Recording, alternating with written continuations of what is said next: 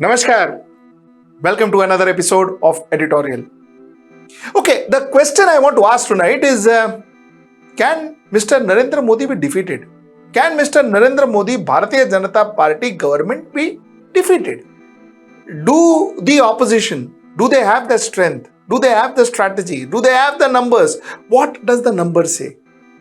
Now the point is, we are not crystal gazers. And it is not necessary that whatever we say comes absolutely true or all of that. That doesn't happen that way. But what we can do is we can call an expert who knows his numbers by the back of his hand. And looking at the numbers, we can try and analyze how the 2024 election could look. Most importantly, we can try and analyze and possibly talk about it as to what are those key elements, key changes, key factors, key strategies that opposition should adopt to defeat Narendra Modi and Bharatiya Janata Party government, and what Mr. Narendra Modi and Bharatiya Janata Party government should do to ensure they stay undefeated. That's the editorial tonight. I have a very eminent guest. I have Amitabh Tiwari, one of the most effective psephologists that I have interacted with in a long time. Let's talk to Amitabh Tiwari. Let us understand, can Narendra Modi be defeated? Amitabh, thank you so much for joining us. It's always a pleasure talking to you. Now, let's get straight into the questioning. Can Modi be defeated? What we are trying to do is, sir, that we are trying to predict the outcome of an event which is going to happen 10 months later on the basis of the condition or the situation prevailing today. And nobody has a crystal ball to do, right? Because 10 months is a long time in politics, especially when 12 to 15% voters, according to CSDS, decide whom to vote for on the day of elections. Additional 12 to 15% decide to vote for the party 2 to 3 days before the elections. So that makes it 25% to 30% voters decide whom to vote for very close to the elections. And voting is not a well thought out decision. It's a very emotional decision. The lead of the NDA versus the UPA, 45% vote share versus 27% vote share is 18%. Which means that the people who are voting in the last leg of the campaign actually will be deciding who wins these elections. Now, coming back to the point, whether Modi can be defeated. And I mean, of course, can be defeated. Yeah, I mean, that possibility is always there. Indira Gandhi, Vajpayee, stalwarts have been defeated. So why not Modi? This question will primarily depend upon three factors. One is the satisfaction level with his government. Because ordinarily, if people are satisfied with the government, they seldom look for opportunities. The second is his own individual popularity. Because with elections becoming increasingly presidential style, his popularity is key to BJP's fortunes. 27.5 crore voters voted for NDA, 16.5 crore for UPA, 11 crore is the lead of NDA vis-a-vis UPA, and 8.5 crore voter is the Modi factor, which the people who are not ideologically linked to RSS or BJP but are voting for BJP primarily because of the charisma and the popularity or their love or likeness for Modi. And the third will be whether the opposition is able to present, rather than unity, I would say whether it is able to present a different vision of India, a different vision of taking India into the Amrit Kal, let's say. What is their vision? How are they going to solve the problems? Currently, a lot of debate is happening on issues, but we tend to forget whether how the opposition is going to present a credible alternative. How are they going to solve the issues? I have not seen anybody speaking conclusively on these points. So these three factors are largely going to decide whether Modi can return to power in 2024 or not. So, Amitabh ji, what you are trying to tell me is 25% of the voters that you're talking about who decides in the before the last 10 days and then on the day of the voting, are these 25% voters fence sitters? Yes, they are fence sitters. They are not ideologically hardcore aligned to any ideology which is left, center, or right. See, if you see all the elections, and even today, hardcore voters of any party cannot win an election for any party. So the hardcore, or I would say the core vote of BJP today would probably be around 20-25%. Congress would be 15 to 20%, which makes it around 40 to 45%. And then around another 30-ish percent, 25-30% is the core vote of the regional parties, because regional parties, the average vote of regional parties also, if you consider from 1951 to 2019, has been 49%, whereas the aggregate of BJP and Congress has been 51%.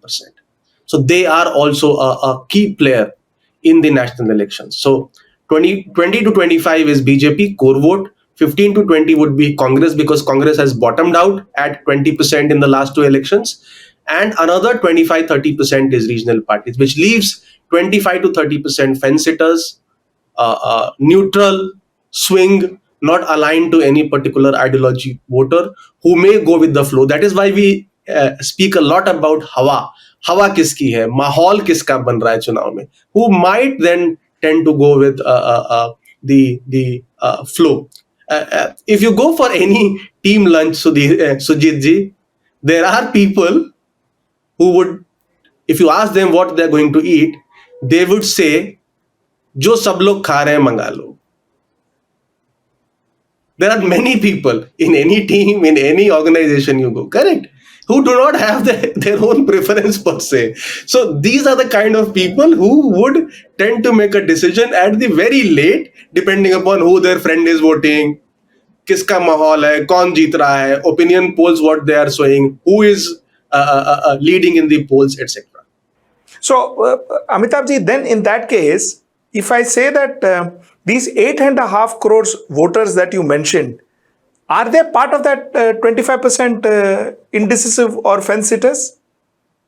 Yes, they would form a significant chunk of those votes, because uh, some of them would be see that BJP is winning, or there is no alternative, or let's go with the flow. Every survey poll is showing that BJP is going to win, or their friends or family is voting for the BJP. So a good part of this 8.5 could be these swing 25-30% voters in the end. Then, in that case, has things changed figuratively between 2019 and 2024? Has things been different, or was it the same case in 2019? I mean, same when I say, I mean similar. Similar case in 2019. Has anything changed? No, see, if you see post 2019, what has happened is that there has been an exodus of allies from the BJP. So three main allies, or three key allies, Shiv Sena, JDU, and Akali Dal, have left the NDA and joined the UPA. So what happens is that uh, these three parties, let's say half of Sena, because half is with UPA, half is with NDA. Yes. So these three parties in themselves had around 3% vote share. Assuming Akali So is going back to no. Let's the assume Akali has not joined okay, UPA and okay. has neither shown any preference. So JDU plus Shiv Sena alone, adjusting for the half factor, as I said, is around 3% vote. So 3% is moving from NDA to UPA. So this is called a 6% impact, because it's a double impact. 3% BJP is losing, but 3% UPA is gaining. So from 45%, you are down to 40, and the other group UPA is up from 27% to 30%. So the gap, if you see, which was earlier 18%, 45 versus 27, is now 40 versus 42 versus 30, so 12%. So if NDA is at 45 and UPA is at 27, you need a swing of 9%. You don't need a swing of 18%. You need BJP to reduce by 9%, so from 45 to 36, and you need those votes to go to the Congress kitty. So from 27, it becomes 36. So it becomes a close fight. So if you see the latest ETG poll or survey, it shows NDA at 38% vote share and UPA at 28% vote share, which is a 10% gap vis-a-vis a 18% gap which was enjoyed previously. Now, this 8.5 crores, because I think from whatever I understand from you, these 8.5 crores is what is standing between Modi and defeat. So this 8.5 crore voters, has they increased between 2019, or has it decreased between 2019 to 2024? See, what has happened is that Prime Minister's popularity has not declined. So even if you see most of these surveys, even if you see a CSDS survey, which was latest, which talked about the leadership, while Rahul Gandhi's popularity has increased, Prime Minister's popularity is more or less at the same level. So it used to be Yes. 44%. So who do you want to see as Prime Minister was 44% in a CSDS survey in 2019. In May 2023, the number is 43%. So it's not a significant dip. However, whether this 8.5 crore voter votes for BJP primarily hinges on the popularity of PM Modi. So if he takes decisions which, let's say, backfires, then this 8.5 crore voter may not vote for BJP, because this voter is voting primarily on the charisma and the popularity of the Prime Minister. So if for any reason there is a decision which backfires, which leads to a decline of popularity of PM Modi, then this voter would be looking for some other leader or some other group to vote for. Correct? Because they are primarily voting on the face of the Prime Minister. And there is one more data which says that 37% voters take into account the prime ministerial face while voting. 37%. It's a huge number. Correct. So if uh, 25% or rather 25% are voting to for NDA, then the other 5, 10 or 12% are also voting for other parties because they like the prime ministerial candidate of some other party. Let's say Rahul Gandhi, for that matter, for Congress or some other regional leader. So yeah, this block primarily votes on a face, but for them to shift to any alliance, the face has to be punctured.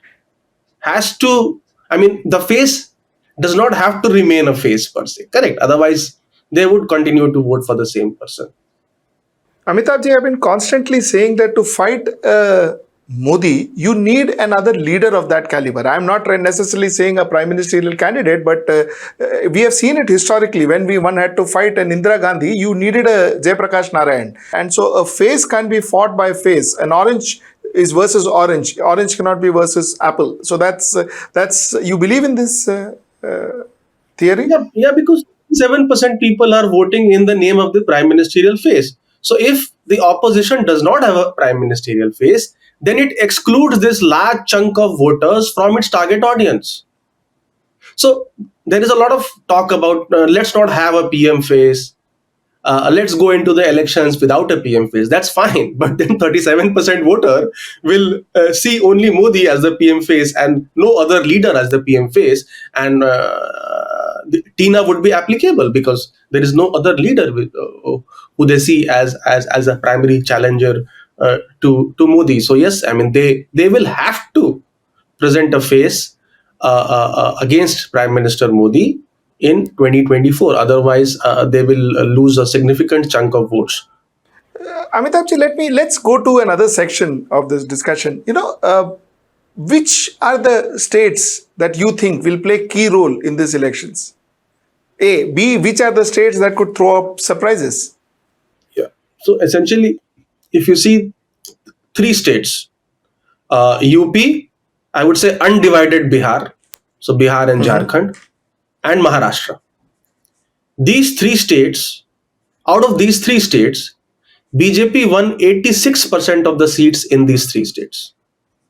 So it almost swept all the three states, correct?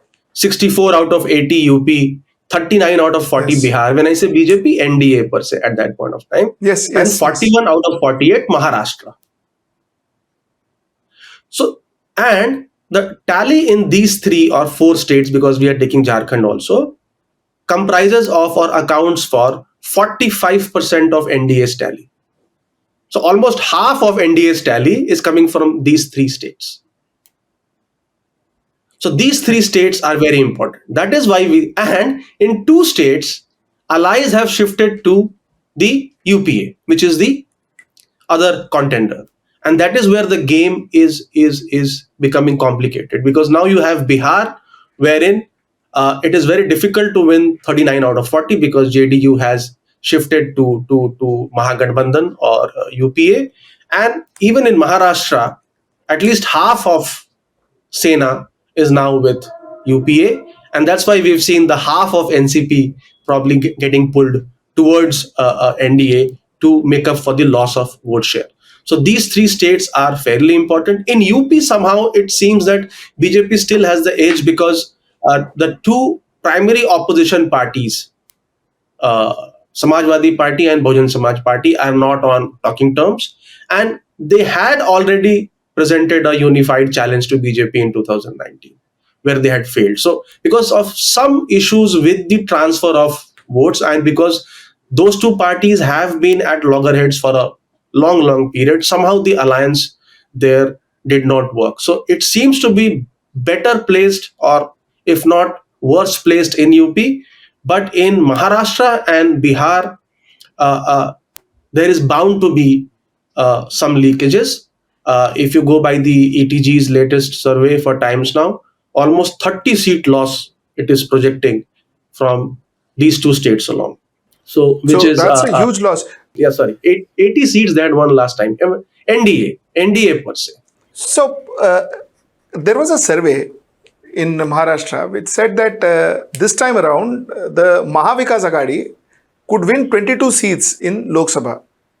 Like you Correct. rightly said, last time they had won 41, NDA had won 41 plus one, that is one independent, so 42 seats in Maharashtra. There was a talk that Mahavikas Aghadi is looking at 22 seats out of the 48 seats this time around. Now, after this entire shift and breaking of NCP and breaking of Shiv Sena and all that, what do you think? How does it look in terms of both percentage and possibly in terms of number of seats? See, if you look at the vote share of 2019, uh, NDA was at 51%. So Yes, 27, 28% BJP and 23% Shiv Sena. And UPA was at 32%, 16% each, approx, NCP and yes, Congress. So when we discussed about the Modi factor, almost one third BJP voters would not have voted for BJP if Modi was not the PM candidate. That number is one fourth for allies. So 25% of the NDA partner voters also voted for these allies just because of Modi. So from this 23-24% Shiv Sena vote, 25% or one fourth is Modi factor. So that goes back to BJP because that's a Modi vote. So that's around 5 to 6%. So your Shiv Sena reduces from 23% to 18%. And we can continuously debate on it, who has the upper hand, whether Shinde, whether Uddhav. Nobody knows. This can be proved only in the elections. Correct. So let's, for the conservative estimate is half. Let's say both groups have half the vote share. So 9% each. So 51 was NDA's vote share. It reduces by 9% because Uddhav goes and joins UPA or MVA rather. So the NDA vote share falls to 42% and or 41, 42, and MVA, which was 32%, NCP plus Congress gets 9% more. So it's a dead heat. It's a tie sort of pre the Ajit Pawar scenario. So BJP also is Correct. aware Now, of post. correct. Yeah, yeah. So it was a dead heat. It was a tie. So anything could have happened. Now post NCP chapter. Now NCP also has 16%. Now again we can continuously debate and nobody knows who has the upper hand. Correct. So let's assume again, for the sake of convenience, half. 8% each both groups have. So with the Ajit Pawar faction joining NDA, it becomes 50%, correct? 42 plus 8, 50. So it goes back to its original vote share. And there is one more development here. Vanchit Bahujan Agadi, VBA, has joined hands with Uddhav Thackeray. And VBA has good vote share. In Lok Sabha, it had 7% vote share. 7%. Huge vote share. UPA was at 41-ish after the exit of Pawar. But if you add this 7%, it becomes around 40% now. 8ish. So it was, for refreshing, it was 32%, 9% got added due to Uddhav Thackeray. So it became 41%, 7% is added due to VBA, it becomes 48%, and then 8% is reduced due to Ajit Pawar. So it's 40. So now the situation is 50% NDA versus 40% of MVA. This is assuming that both MVA. the groups have half strength, because Correct. you've seen in Karnataka, most of the people, or rather those 17 MLAs who joined BJP from Congress and JDS, lost. ADR has done a research on these party hoppers from 2016 to 2020, and it's a toss of a coin. 52% of the candidates win, 48% lose. So it's half again. It's half again.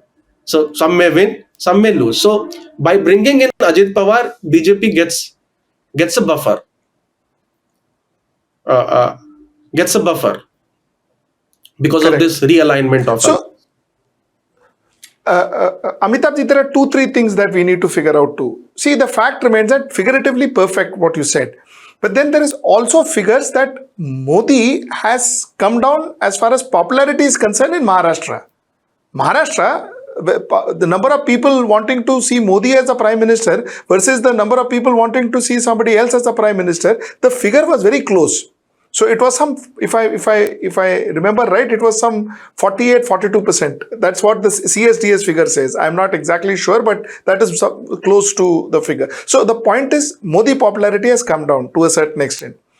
The fact that there is a large sympathy vote that may go towards Uddhav Thackeray has been predicted, because a lot of voters may want to vote for Uddhav Thackeray, because Shiv Sena for a lot of people in Maharashtra means Thackerays. That's point number 2. Point number 3, if this entire NCP thing, power versus power, is genuinely true, and it is genuinely power versus power and not power with power, then in that case, the chances of Sharad Pawar getting the might of the sympathy is higher.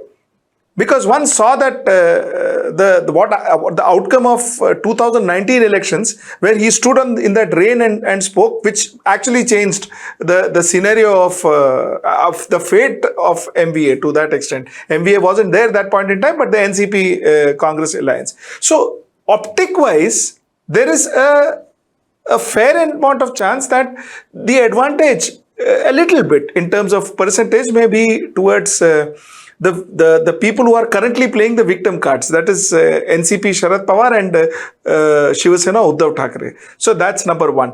Number 2 is also, will their figures change?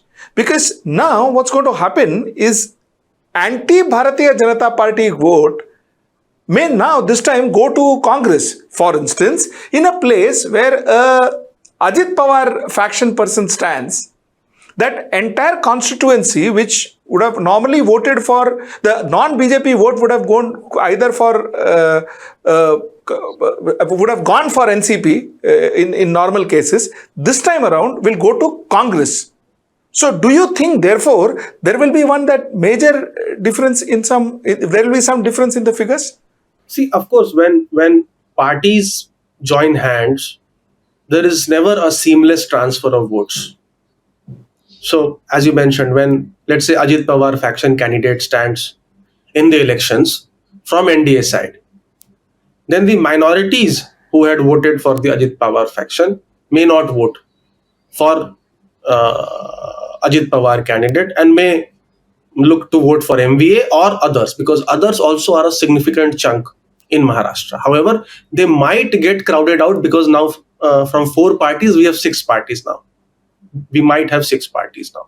Correct. Similarly, where a Shiv Sena candidate is contesting from the UPA side, the minorities who had earlier voted for the Congress or the NCP candidate may again, by the same logic, may not wholeheartedly vote for Shiv Sena. So what I'm trying to say is that it's a very complex sort of a situation, and the 3 elections, the BMC, the Lok Sabha, and the Vidhan Sabha, these 3 elections, these things will pan out differently. Because in Vidhan Sabha election and the BMC elections, the role of the individual candidate is very important. Because people look up to the candidate or look at the candidate also a lot while voting. Whereas in Lok Sabha, what happens is that people may not care about the local candidate, and it will be more about the party symbol, the ideology, the core voters, and the leadership. So if as you said, the popularity gap between the Modi and Rahul, maybe because there is no other leader, has shrunk, and if that's true, then what happens is that this lead which we were talking about being back to the levels of 2019 may get reduced, because 37% voters are also voting on the basis of the PM face, and as you said, some of these could shift then to the UPA. However, it's a very complex thing. Uh, in a Lok Sabha election, it may not play out in the same manner as it would play out in a Vidhan Sabha BMC election, because there the local factors would not play such a big role. And in Vidhan Sabha and BMC, the role of the rebels also will now increase from both sides, because now you have maybe a BJP candidate contesting from NDA, the seat going to Ajit Pawar faction or Eknath Shinde faction. So same could happen in MVA, and Maharashtra politicians are regional. So if Vidhan Sabha elections, many people could contest as rebels. Whereas in a Lok Sabha, the rebellion is lesser, because the amount of money you need to spend is 5 times, 6 times a Vidhan Sabha election. So the rebel will also come into picture in BMC and Vidhan Sabha elections. So my last question, Amitabh ji. I know we are not crystal ball gazers. I know we can't read. We are not astrologers. I understand that. But tell me, what is the kind of scenario you see in 2024 based on today? Of course, based on what it is today. Do you see a similar situation what happened in 2019? Or you see a situation where there is a closer gap between the NDA and the UPA, or whatever, United Opposition, whatever they are called? Or do you see the gap actually widening much more, like what BJP actually claims that it will? No, see, logically, the gap would reduce or should reduce, because you have lost allies, and there will also be a 10-year sort of a natural anti-incumbency which creeps in. However, BJP could replace a lot of MPs and then try to negate the factor. The key issue here is the opposition still does not present a very viable alternative or a credible alternative. While a lot of focus is on opposition unity, we do not see any tangible movement on the common minimum program or a manifesto? Or how are the opposition parties led by Congress, let's say, going to solve the critical questions which are today? So, if you see any survey, the top five issues or problems in India today are price rise, education, poverty, corruption, farmer distress, let's say, the top five issues. How is opposition going to solve this? There is no clear answer, because just by raising issues, that won't help. Congress is trying to showcase its guarantees as its solution to all the problems. But again, here, the party is not able to link the issues with the guarantees. It's not saying conclusively that poverty is an issue and poverty will reduce by, because I am giving 500 rupees cylinder, we are going to give 1000 rupees or 1500 rupees to the women, etc., etc. So it is not linking the solutions it has given with the problems which already exist. So there is not a clear communication or a message.